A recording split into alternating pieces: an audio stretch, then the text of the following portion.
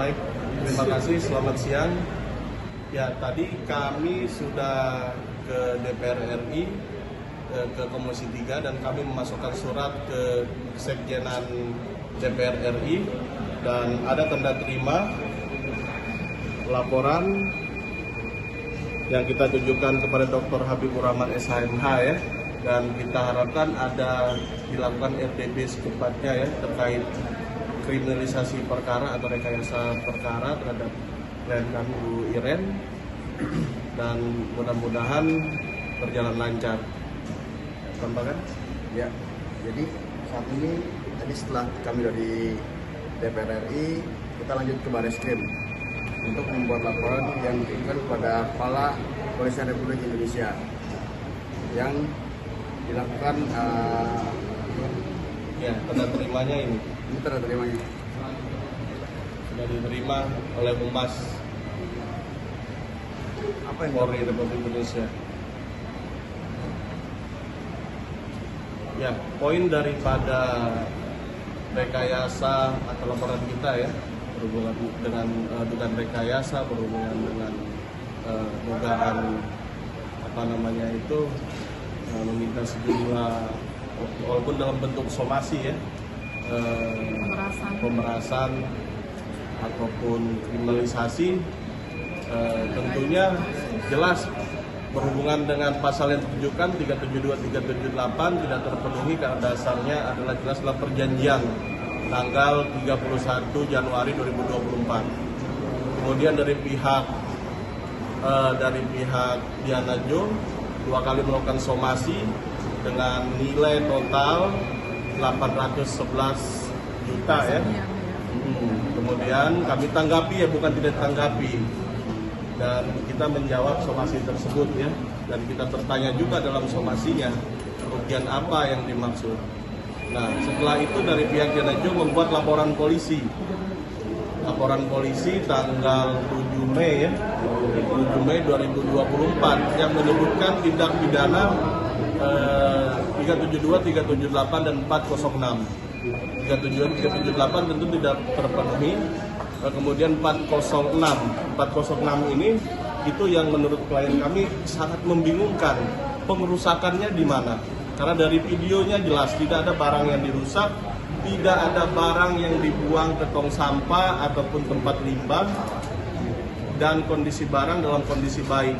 Dan kami mencari keadilan sampai Komisi 3, sampai ke Kepala Kepolisian Republik Indonesia, dikarenakan bingung terkait apa yang dirusak sampai dijadikan tersangka gitu ya.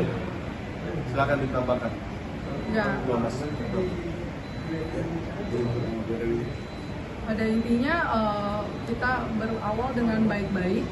Semua ruko renovasi saya yang siapkan, dan Diana Jo itu menyiapkan mesin yang katanya miliaran rupiah. Tetapi yang ditaruh di tempat saya bukan mesin itu. Dan kalau dibilang kerugian lebih banyak di saya. Dan kalau memang mau baik-baik berdamai, saya yang meminta baik-baik, tetapi dilayangkan somasi. Setelah somasi, laporan polisi yang membingungkan saya. Somasi yang bukan sesuatu yang harus saya gantikan. Kalau memang saya harus gantikan, saya akan gantikan. Kita bisa bicara baik-baik, tetapi langsung masuk laporan polisi. Dan itu pun saya tidak takut kok, saya selalu datang. Semua saya hadapin. Karena saya tidak melakukan penipuan, tidak melakukan penggelapan maupun pengerusakan. CCTV itu dipasang tanpa sepengetahuan saya di dalam ruang treatment. Apakah itu etis? Ruang treatment loh, ruang treatment untuk slimming. Kalian tahu semua kan, ruang treatment slimming itu kita harus buka baju. Kalau pasien tahu, bagaimana itu akibatnya? Apakah punya etika kerja? Tolong diperhatikan sekali lagi. Saya butuh perlindungan hukum, saya butuh hak saya sebagai orang Indonesia. Kenapa hanya karena kekuatan seseorang, lalu semua bisa dilancarkan sampai saya menjadi tersangka? CCTV itu diturunkan pun secara baik-baik, karena saya juga kaget ada di ruang treatment tanpa izin. Tanpa izin, sekali lagi saya bilang tanpa izin. Saya serah terima dengan baik, tidak ada kerusakan, ada tanda tangannya. Dan laporan itu di bulan Mei, sedangkan barang diterima di bulan November. Logikanya di mana? Tolong Bapak Polisi yang terhormat, dilihat sekali lagi. Dan Jangan di entertain orang-orang yang mau menjatuhkan orang lain. Saya benar-benar minta penegakan hukum, keadilan hukum. Dan saya sudah capek 1 tahun, saya diminta bolak-balik ke Polres Utara. Saya datang, saya kasih semua bukti-bukti tanpa ada keraguan karena saya tidak melakukan kesalahan. Kenapa bisa tahu-tahu sampai jadi tersangka? Saya bingung banget. Jadi di sini hari ini semua cara kita lakukan bersama dengan Pak Rafli, Pak Khairuddin untuk meminta keadilan dan perlindungan hukum.